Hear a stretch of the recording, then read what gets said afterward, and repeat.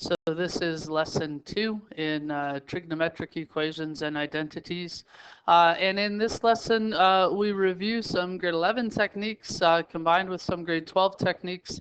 And as we get started, perhaps the best suggestion is to simplify our work to begin with by doing a substitution. Um, so it doesn't really matter what you call the substitution, but because we often have X's and A's, I'm going to substitute the function for an F. You could use a different letter, but I'm going to, and maybe it's actually, yeah, let's use F. I'm going to get rid of my trig function in all cases by saying that it's equal to F. So F is equal to tan A, F is equal to CSCX, F is equal to sine X,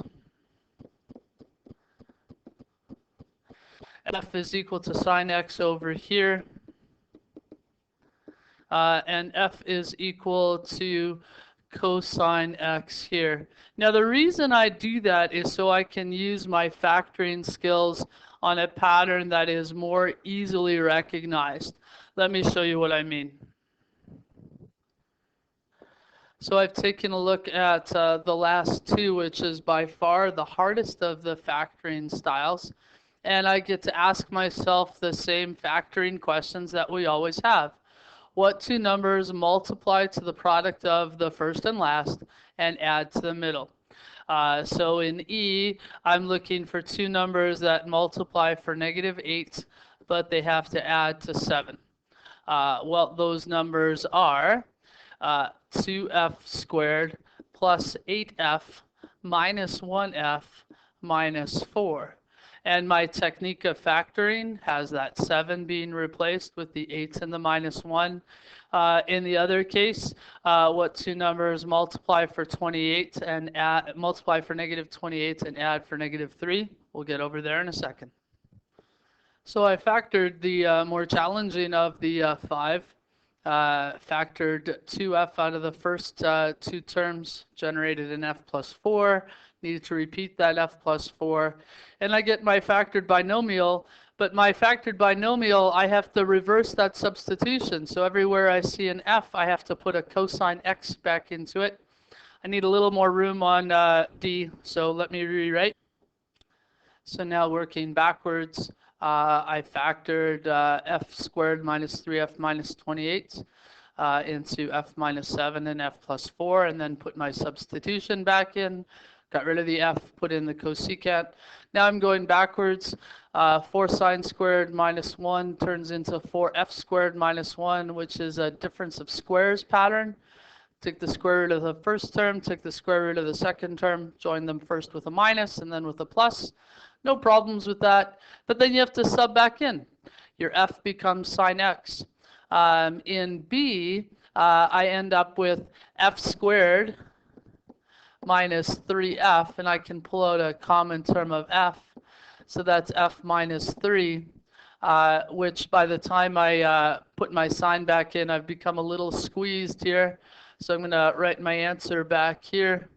That's sine x times sine x minus 3. And 8 tan x plus 4, that would have been replaced with 8f plus 4. I can pull a 4 out. I'm just going to move to the left. So that's 4 times 2f plus 1. And then put that f back.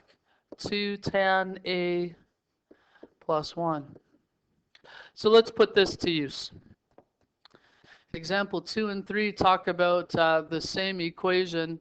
If I'm going to graph, that's a skill that is more than appropriate.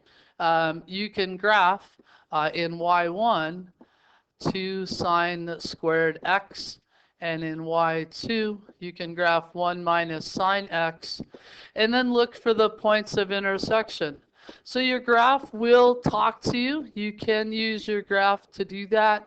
We want to focus on some algebra skills, so I'm going to do the algebra on the flip side. Let's turn the page.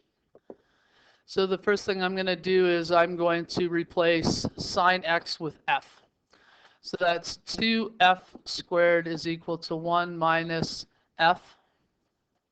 And then I'm going to move everything to the left.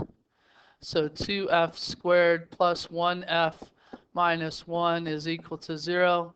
And now I can factor two numbers that multiply for -2, but add for 1.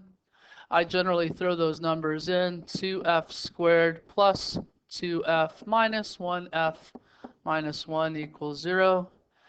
Factor out a 2f. I'm left with f plus 1. I must repeat f plus 1. And there's a minus sitting there. That's equal to 0. So 2f minus 1 times f plus 1 equals 0. And now put back what f is. That's 2 times sine theta minus 1, and sine theta plus 1 is equal to 0. So now I have to solve those roots or zeros to solve those factors, set them as roots and zeros. Here we go. So now probably having your unit circle around is helpful, especially for exact values. Inverse sine of a half is pi over 6 or 5 pi over 6. So I'm using the skills from the last chapter, cast rule, quadrant 1, quadrant 2, pi over 6. State the general solution. Well, how often do I get sine theta to be a half? We need to recognize what the period of the base of this graph is. The period is 2 pi. So I'm going to get those pi over 6 opportunities every 2 pi. So I've got pi over 6 plus 2 pi. And then I have 5 pi over 6 plus 2 pi. 2 pi times n. And then I've got my 3 pi over 2, which will repeat every 2 pi as well. And there's my general solution. Perhaps you recognize this first one. We actually factored it in our preliminary work as a difference of squares. It factors into 2 sine a minus 1 and 2 sine a plus 1, which is equal to 0. So those are my factors. Set them equal to 0 so I can find my roots. 2 sine a is equal to 1, or 2 sine a is equal to minus 1. Gives me sine a is a half. We saw that already. And sine a is negative a half. And now I've got that period opportunity. Period is 2 pi. I've got the fact that my angle is pi over 6 again, and 5 pi over 6. Plus I get to visit the other quadrants. The other quadrants will give me negative pi over 6 or 11 pi, pardon me, I just had the denominator wrong. 11 pi over 6 for being in quadrant number 4, and 7 pi over 6 for being in quadrant number 3. Look at how crazy our answers get. Our answers, because of the period 2 pi, expand into those general statements. So tan is for sure one we should do. Remember, the period of a tan graph is only pi, so that's going to alter my work a little bit. Here I have to do my substitution, so I'm going to say f equals tan x. That's f squared plus f equals 0. Factor an f out. That's f plus 1 equals 0, which is tan x times tan x plus 1 is equal to 0. So those are my factors. I can solve for my roots or my x-intercepts by simply setting tan x equal to 0. So tan x equals 0, or tan x equals minus 1. Now head to your calculator. Now how do I report those answers? 0 plus pi n can actually simply be pi n, because that'll take care of 0 and any multiple of pi. And then 3 pi over 4 and 7 pi over 4 actually differ by a pi.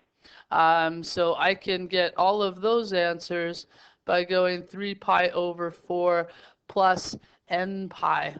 Because if I go 3 pi over 4 plus 4 over 4, I get to 7 pi over 4. So those are all my solutions. Got one or two more questions to do. One moment. I'm going to choose one of these to completely talk through and then show you the results of the other one. So I'm going to do A, which is cosecant, which is a little bit awkward. So the first thing I'm going to do is say f is equal to cosecant x. And because the cosecant graph is related to the sine graph, I'm going to note my period at this point as well, although I am just looking from 0 to 180 degrees. So this is going to be f squared minus 3f minus 28 is equal to f at x. That's cool. Now I have f's and f's in the same spot. But I'm looking for the zeros, which really means I'm setting this function equal to 0, f squared minus 3f minus 28. And those factors are, again, f minus 7 and f plus 4. So that f is my cosecant x, so CSCx minus 7 and CSCx plus 4. Set them independently equal to 0 and solve for my x value. So CSCx equals 7 and CSCx equals negative 4. 1 over sine x is equal to 7. 1 over sine x is equal to minus 4. Do the reciprocal thing. So moving over to the left here. So 1 over 7 is equal to sine x. And 1 over negative 4 is equal to sine x. And now I have to go to my calculator. Well, I've presented my answers. My answers are restricted to quadrant 1 and 2, so I only had to deal with the positive solution, which generated 8 and 172 degrees. And I'm just going to set up the work for the last one, which is going from negative pi to pi as my values. So the answer format's a little bit weird because of how my domain was stated. I either have to be above the x-axis or below the x-axis. I generated a cosine statement that is positive, so I'm looking for answers in quadrant 1 and quadrant number 4, and they both have to be pi or less in the positive and negative rotation. So my answer is pi over 3 and negative pi over 3. So here we get grade 11 math, getting married to grade 12 math, getting married to our last unit. Have fun, let's get to it.